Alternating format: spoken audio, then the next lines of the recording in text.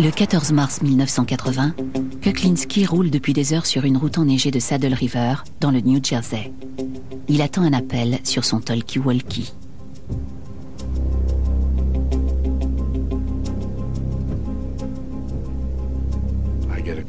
J'ai reçu un appel me disant qu'il était en route. Il allait arriver. Il neigeait. Les routes étaient très mauvaises.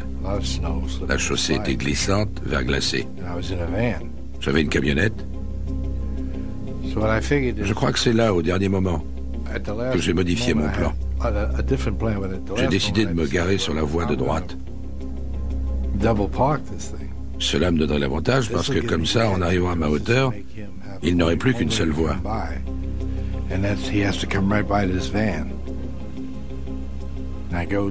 Je suis passé à l'arrière de la camionnette et je suis sorti. Avec mon arme, bien sûr. Je me suis agenouillé. J'ai regardé sous la camionnette pour voir à peu près où il était. J'ai vu la voiture arriver. Quand elle a été presque à la hauteur de la camionnette, je me suis relevé au moment où elle est passée. J'ai tiré.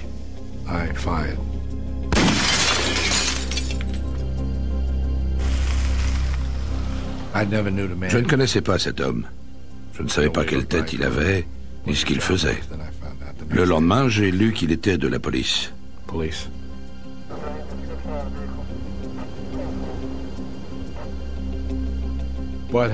Cela dit, même si je l'avais su, à partir du moment où on m'avait demandé de l'effacer, je suppose que je l'aurais fait de toute façon. Je ne pense pas que j'aurais refusé. Kuklinski a tué un flic qui a mal tourné et vendu des renseignements aux Gambino. Un flic qu'il fallait bien éliminer avant qu'il ne devienne un témoin à charge. Pour Kuklinski, des contrats comme le meurtre de Calabro sont de nature purement professionnelle. C'est ainsi qu'il gagne de quoi faire vivre sa famille. L'homme de glace mène une double vie. Il habite une rue tranquille de Bergen dans le New Jersey, entouré de voisins qui ne se doutent pas le moins du monde qu'ils vivent à côté d'un tueur de la mafia. Il fait tout pour que personne, pas même sa propre famille, ne découvre jamais qui il est réellement. Je ne lui posais jamais de questions. Je savais qu'il valait mieux m'en abstenir. S'il se levait à 2 heures du matin, s'il quittait la table au beau milieu du repas, enfilait ses chaussures et s'en allait, je disais juste au revoir. Pas où vas-tu, ni pourquoi tu sors. Il était entendu que c'était comme ça. C'est auprès de Barbara que j'étais le plus heureux. Elle n'a jamais été impliquée dans quoi que ce soit. Je ne lui disais jamais rien. Si je lui avais dit ce que je faisais, elle aurait eu la peur de sa vie. Elle savait que j'étais d'un tempérament violent. Et j'étais effectivement violent. Mais elle ne se doutait sûrement pas que je pouvais aller aussi loin.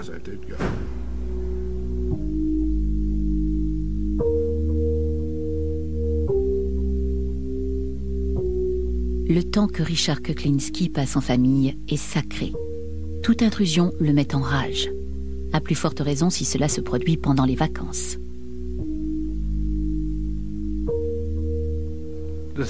Il y avait un type qui me devait dans les $1 600. Noël arrive. Je vais le voir et il me dit « Viens avec moi, on va se payer du bon temps. On va faire la fête, trouver des filles, tout ça. » Moi, je réponds « Non.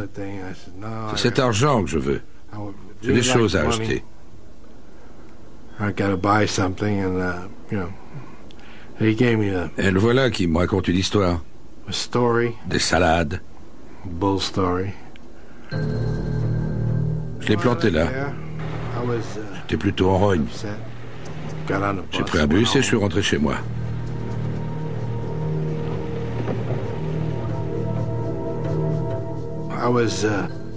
Je me suis mis à préparer les jouets pour les gosses. Mais ça me travaillait, ce truc. Ça me contrariait. Ça fichait mes projets en l'air. Le soir de Noël, après minuit, toute la famille est allée se coucher. Kuklinski prend sa voiture et se rend à New York. Je suis allé dans son bar. On m'a dit qu'il venait de sortir, qu'il était garé tout près de là, sur un parking. Le parking était fermé, mais il y était. J'ai vu sa voiture, le moteur tournait, mais elle était couverte de neige.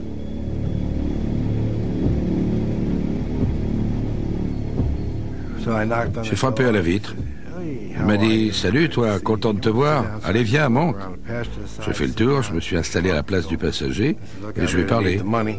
Je lui ai dit « Écoute, j'ai besoin de cet argent, ça va pas, ça. Tu me prends vraiment pour une andouille. »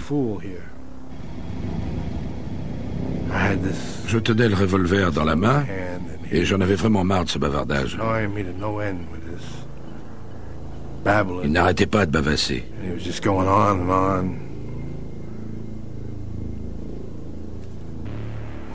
J'ai tiré. Je ne voyais rien du tout parce que les vitres étaient couvertes de neige. Quand le coup est parti, l'éclair m'a aveuglé. J'ai vu 36 chandelles. Mes oreilles tintaient. Ça avait fait un bruit d'enfer dans une voiture. Je n'entendais rien, je ne voyais rien.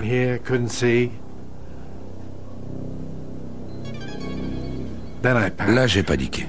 Je ne savais pas ce qui allait se passer.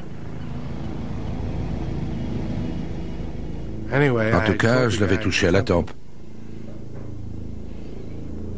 Et quand il est retombé en arrière, le second coup l'a atteint sous le menton. Quand j'ai enfin pu voir quelque chose, je lui ai fait les poches. Il avait un rouleau de billets. J'ai pris mes $1600 et j'ai remis le reste.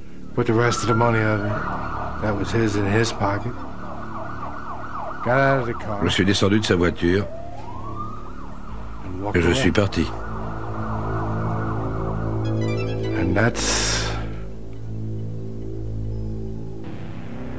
Voilà ce qui s'est passé un soir de Noël à New York.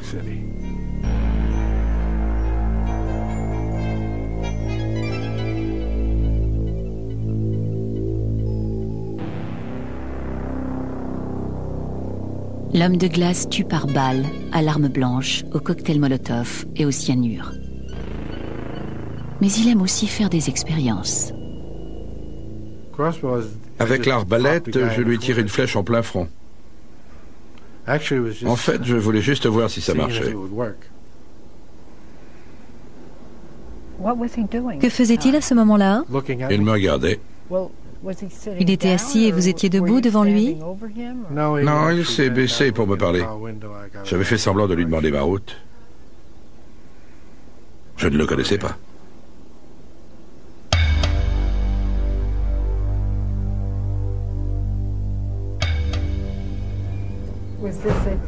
C'était un contrat, un coup de colère, quelque chose de personnel? Rien de tout ça. C'était quoi? Je voulais juste savoir si ça marchait, ce truc. Vous voulez dire que vous avez fait une expérience sur quelqu'un? C'est cela. Et ça a marché? Mais comment? Ça lui a presque traversé la tête. Kuklinski est toujours en quête de nouveaux modes d'opération pour ses meurtres. Dans les années 80, il fait équipe avec un homme surnommé Mr. Softy. Ce marchand de crème glacée à l'air débonnaire est en fait un expert en explosifs formé à l'armée, un tueur brutal et pervers. Mr. Softy s'appelait Robert Prongay à l'état civil. Il avait pour habitude de se déplacer à bord d'un camion de crème glacée Softy, d'où son surnom. Il s'est lié d'amitié avec Kuklinski et ils sont devenus intimes. Il semble que ce soit grâce à cette amitié que Kuklinski a appris à manier divers poisons, notamment le cyanure.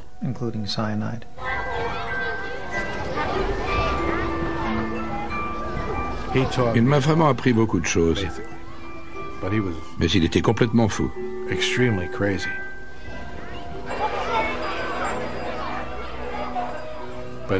Il lisait toutes sortes de livres sur la destruction, l'art et la manière de détruire les gens.